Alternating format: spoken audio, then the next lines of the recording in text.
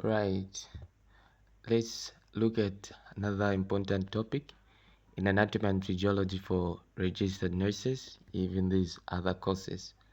Okay, so the other name for respiratory system is respiratory apparatus. Okay, respiratory apparatus. The word apparatus is being spelled like this: APPARATUS. Again, it can be called, the same respiratory system can be called as ventilatory system, because it is the system that supports air. No wonder it is called ventilatory system. Okay, so this respiratory system is a biological system consisting of specific organs. So you and I must be able to understand that an organ is a collection of body tissues. Okay, and it is in this organ that gaseous exchange takes place: oxygen coming in and carbon dioxide going outside the human body using the nose. Okay, so the respiratory system consists of organs or parts like nose and nasal cavity. So you and I must be able to know that a cavity is more like a hole or an hollow part of a thing. Okay, so when they say nasal cavity, it is a hole in which the nose is able to be kept or to be stored. Then apart from the nose being the organ of the respiratory system, we've got even the pharynx. The spelling for pharynx is PHARYNX. Okay, and then we've got another part known as the larynx. Larynx, LARYNX. Then we've got another part known as trachea. Okay, so if you go to the diagram of the respiratory system, you'll be able to see these parts. Then we've got two bronchi. There is one bronchi from the left side and another one from the right side. Then down the bronchi, we've got the bronchioles. Okay, bronchioles, the spelling is BRONCHIOLES. BRONCHIOLES. And then we've got two lungs. We've got the left lung and the right lung. Okay, now let's look at the nose and the nasal cavity. How is the position and the structure of this nose and the nasal cavity? Okay, so now we've got the main route of air entry is called the nose. Okay, the main route of air entry, a route where air is able to enter the human body. Okay, that's the main route. It has got two cavities divided by a septum.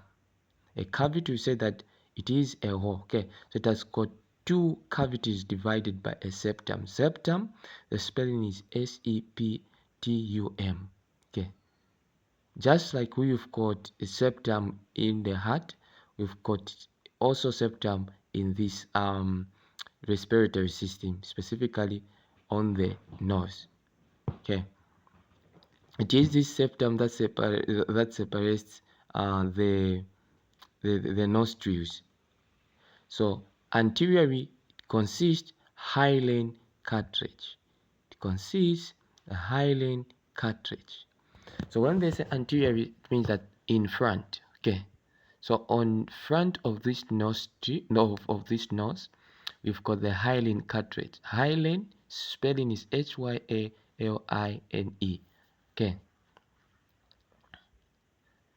The roof is formed by ethmoid bone. Okay, ethmoid bone, that the spelling is Ethmoid. The floor is formed by the roof of the mouth. The medial hole formed by the septum. The lateral hole formed by the maxilla. Okay, so the things that you're supposed to know. What are the respiratory functions of the nose? Number one, the first of the respiratory passages is warning. Okay, due to the immense vascularity of the mucosa. Number two is filtering and cleaning. This occurs due to hair which trap larger particles. Number three is humidification. Humidification simply means that making something wet. As air travels over the moisture mucosa, it becomes saturated with water vapor. Okay, now let's go to the other part of the respiratory system, or the other organ of the respiratory system, known as the pharynx. What is the pharynx? The pharynx is the part of the throat that is behind the mouth and nasal cavity, and above the esophagus and the larynx.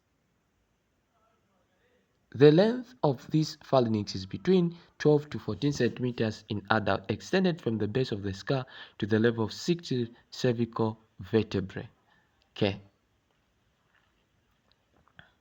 So superiorly, when they say superiorly, it means that above. Okay. So above or on top, there is a base of the skull. Then inferiorly, it means downwards. Down the pharynx, we've got continuous of the esophagus. Then anteriorly, which means in front, we've got incomplete because of the nose, mouth, and larynx opening. Posteriorly, okay, posteriorly, which means behind or near to behind. Okay, we've got areolar tissue and first 6 vertebrae. Please, we talked about tissues. Make sure that you go through the tissue, the topic on tissues. Okay.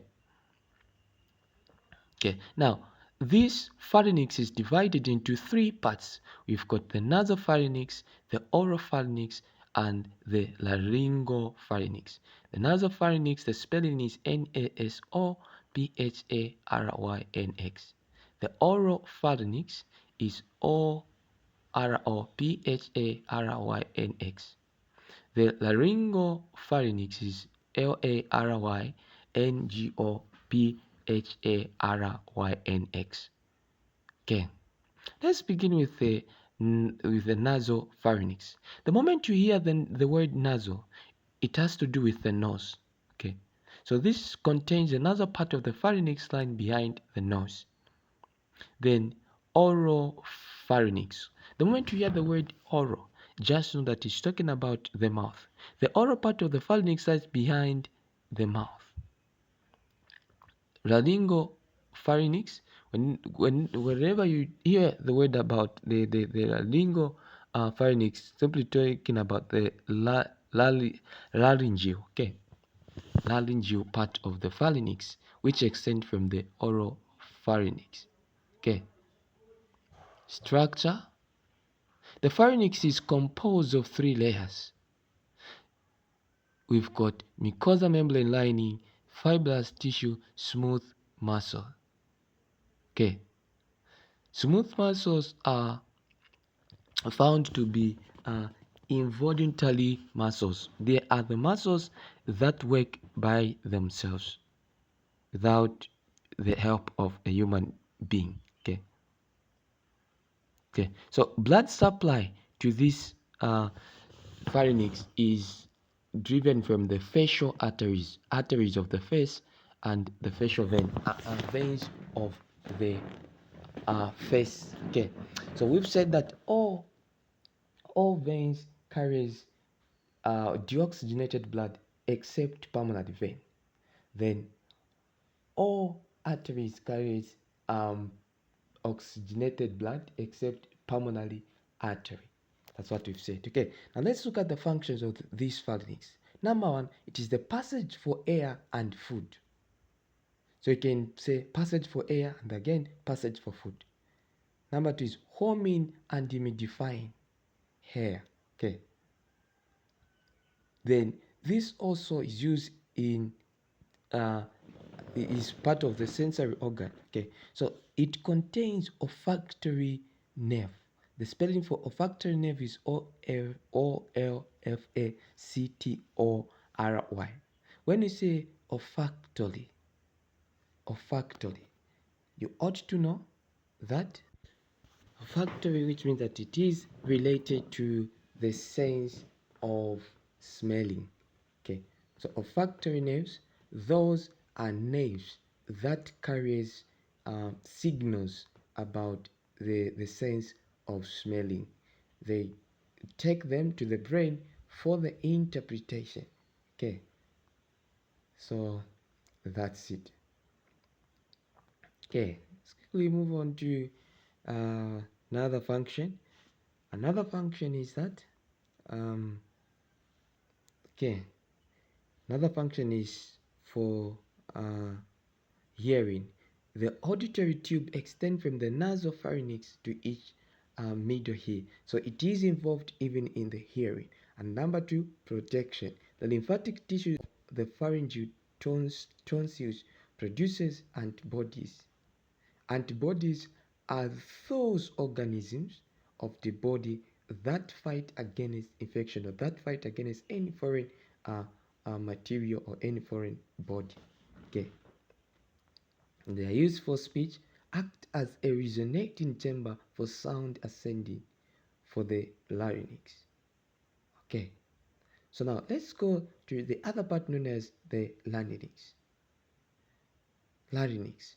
The larynx or voice box. So the other name for larynx is voice box. This one extends from the roof of the tongue.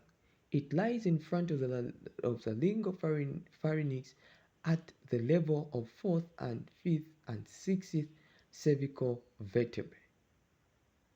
So we talk about those bones. Until the puberty, there is little difference in size of the larynx between the sexes. It grows larger in the males. Okay. Superiorly, which means above, the hyoid bone and roof of the tongue. Superiorly, we've got the hyoid bone and the roof of the tongue. And then inferiorly, which means downwards, we've got continuous trachea. Okay, trachea. Anteriorly, in front, we've got the muscle of the neck. Posteriorly, which means behind, we've got the laryngopharynx and the third to sixth cervical vertebrae. Okay. Right.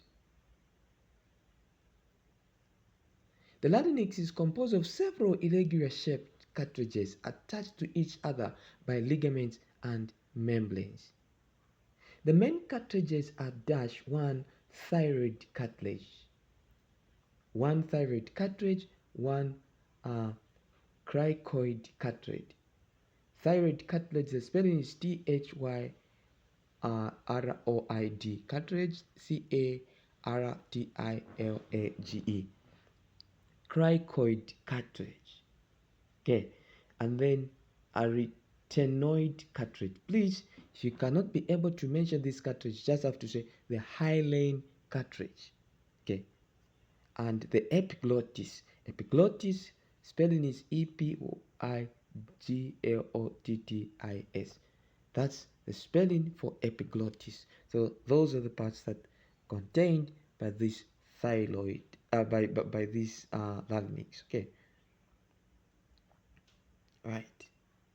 Okay. How is blood supplied to this? Superior and inferior laryngeal arteries are the ones that are able to supply the larynx with blood. Functions of the larynx: production of sound, that's number 1. Number 2, it is used for speech. Number 3 is protection of the lower respiratory tract during swallowing. The larynx moves upwards and hinged epiglottis close over the larynx. Okay. Passage for airway, then humidifying, filtering, and warming of hair. All right. So those are the functions